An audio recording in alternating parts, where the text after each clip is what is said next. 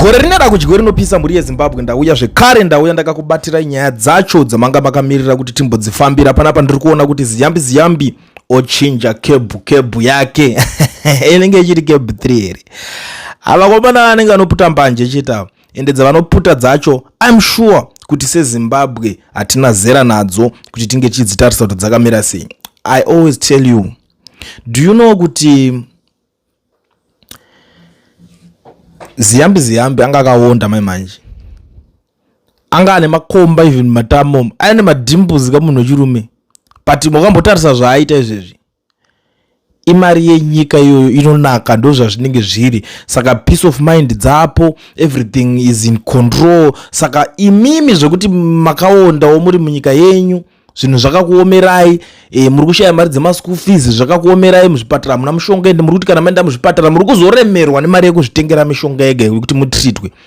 It's none of his business. Iye akarwara anoziva kuti kungokwira ndege akatoenda kunyika yaari kuda oenda onorapwa ikoko. But zvesezvo it's a topic for another day. Tichazonyatsoitaura zvedu ngatipinde mune nyaya yacho because chandiri kuziva ndechekuti manje Ziyambi achadzokera kunochera mbeva. But nyaya iri panapa yakadai soka Douglas Cottard ariko chibhondora.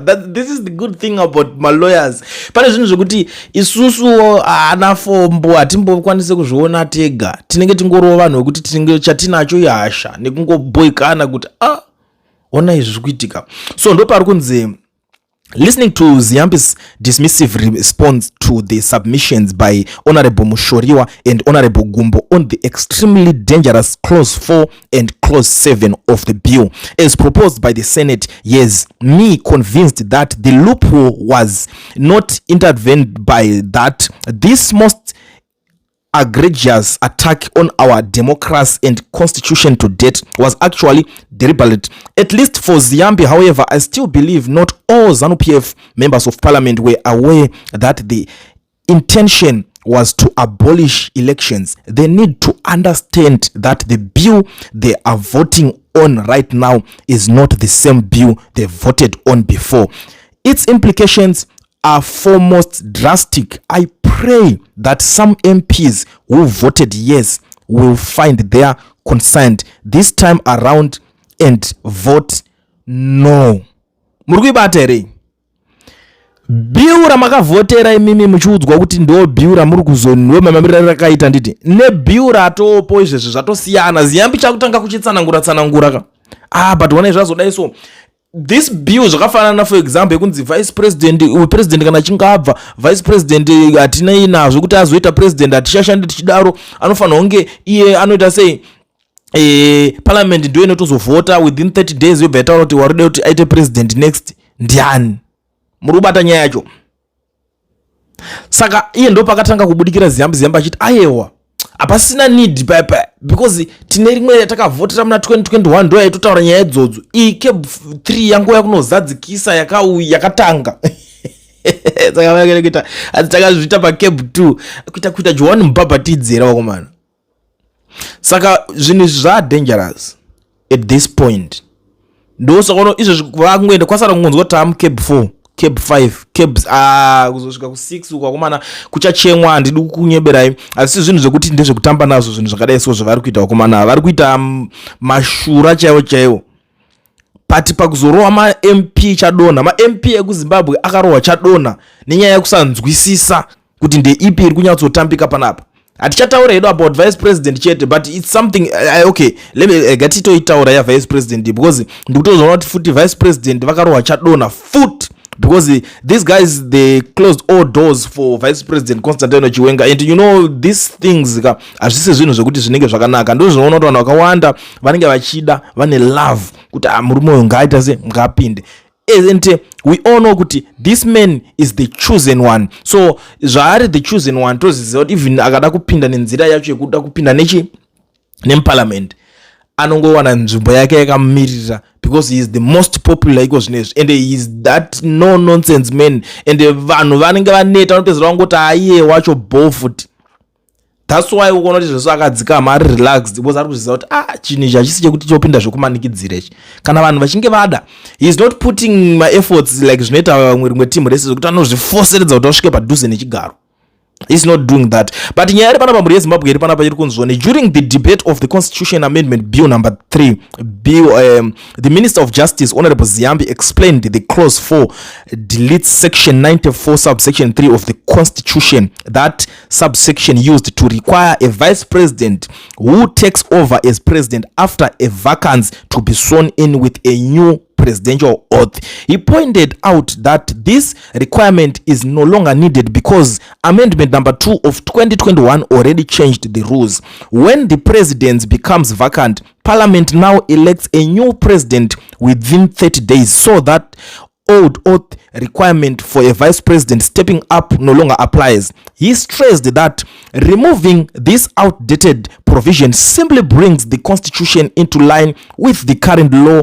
Parliament has since passed the amendment. Key quotations from the Constitution and the amendment: the provisions being repealed, section 94 subsection 3 of the Constitution still in force until clause 4 of CAB3 takes effect. A vice president who becomes president on the death, resignation, or removal from office of the president assumes office when he or she takes before the Chief Justice or the next most senior judge available the oath of president in the form set out in the third schedule, which oath he or she must take as soon as possible and in every within 48 hours after the office of president became vacant. The change made by amendment number 3 of 2021, that act removed of the old system of elected vice presidents and introduced the current rules, including the 30-day parliamentary election process for a new president. The amendment is cited as Constitution of Zimbabwe Amendment number 2 Act 2021. The specific provisions that established the new vacance filling procedure are found in the amendments to sections 92, 94 and 95 of the Constitution. Honorable Ziyambi explanation is summarized from this statement. Clause 4 repeals section 94 subsection 3, which he had required the vice president assuming the presidency after a vacant to take the oath of the office. This provision became redundant after amendment number 2 of 2021, which established that parliament elects a new president within 30 days of a vacance. The repeal assures the Constitution reflects current law.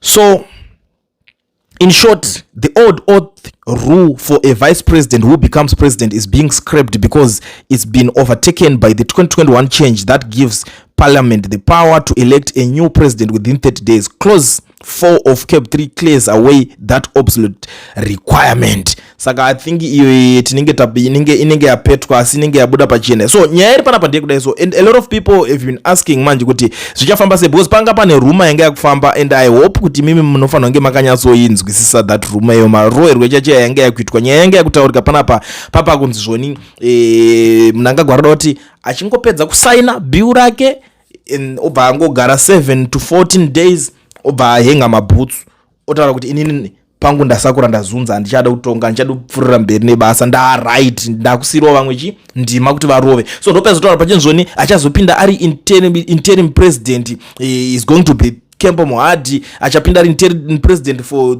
the next 30 days dzacho dzinenge dzazoitwa idzodzo, and then the next thing parliament yozo electa Auxilia Mnangagwa ozopinda oita president. But inini ndine zvakawanda zvandakanotice ndikaonera ipapo, because zvese zvekuzonzi munhu wese kuda mai chinji maskillful counter intelligence dzakawandisa, and intelligence zvadzinoita kungobata vanhu musoro dzoidhumanisa vanhu musoro. The next thing chamakusara muchinzwa dzato confusion, maabhizi kuataka vanhu vanenge vasiriwa vanenge vachifamba nazvo. But inini my understanding is that yes, kuresign anogona kuzviita in 7 to 14 days, then parliament yomuvhotera back. But what will happen is parliament yacho iyoyo since iriyo yapiwa simba rekuti ndo yaakuvhotera vanhu, inokwanisa kumuvhotera iye Mnangagwa wacho back yoti isusu ndiwo takatoitira amendment yacho kuti upedzise svika 2030. Saka iwewe you must come back and finish what you have started. Ndo nyaya yakutoinoitika apa.